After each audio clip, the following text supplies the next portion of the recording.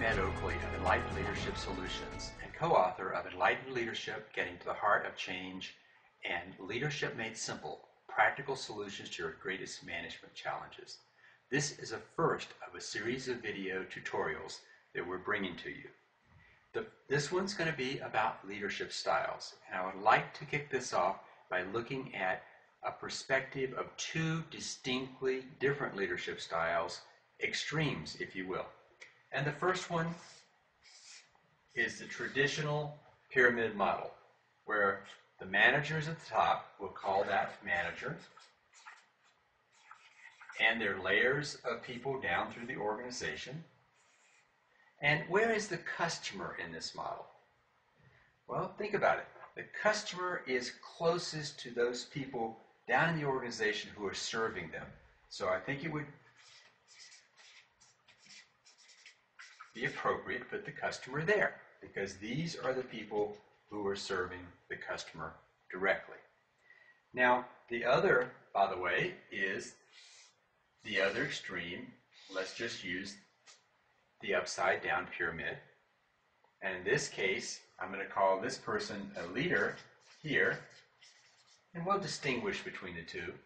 And where is the customer here? Well, again, they are closest to those people who are serving them, right in here. So let's look at the effectiveness of these two models from one perspective.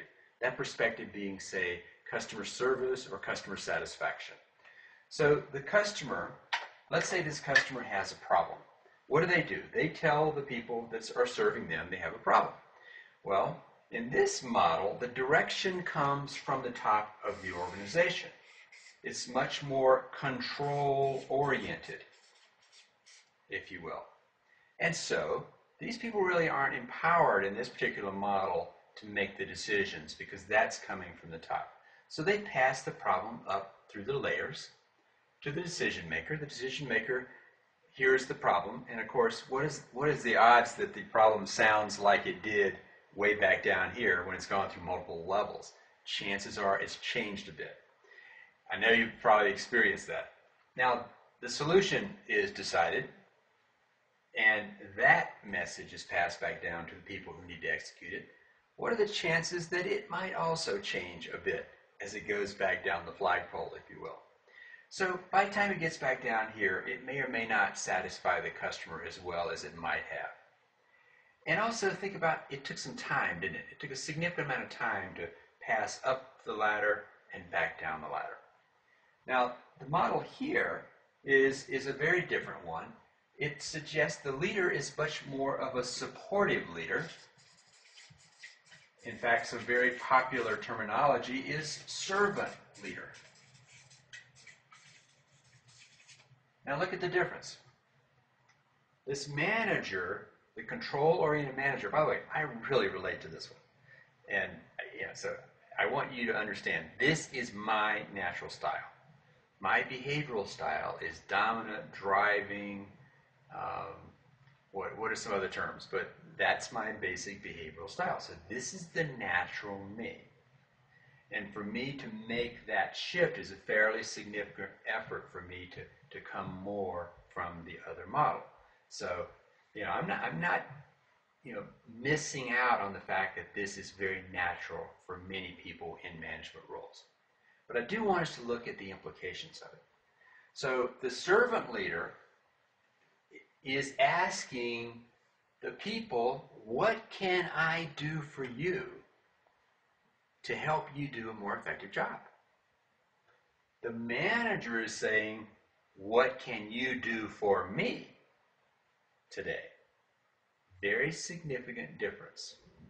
So in a real sense, with this leader is more coming from a more of an ask questions mode, and this manager model is coming from much more of a tell oriented mode. Okay. This for someone to be coming from this leadership perspective of asking the people, what should we be doing in these situations? How do you think we should solve this problem? Those kinds of things. This leader has to believe that the answers are there. that the people do have the solutions to whatever challenges are there. And in my experience, in over 20 years in this business, consistently I found that to be the case. The answers are in the room. The answers are in the organization. The key is asking the right questions to pull them out. Now, this to go from manager to leader, to make that shift, that's a significant mindset shift. And think about what that mindset shift is. The manager who's in control, or wants to be in control, or trying to be in control, gets their satisfaction out of being the one with the answer. They're smart. They know a lot about the business. You ask them a question, they got the answer. And so they get their satisfaction out of having the answer. I would suggest that the shift that happens to be more of this leader orientation is that the leader recognizes that the greatest satisfaction comes when you get the best answer, the best solution to the problem. And the best solution to the problem most times is not going to be coming from me, just pretending I'm in that role for a moment, but it's going to be within the people in the organization. And if we get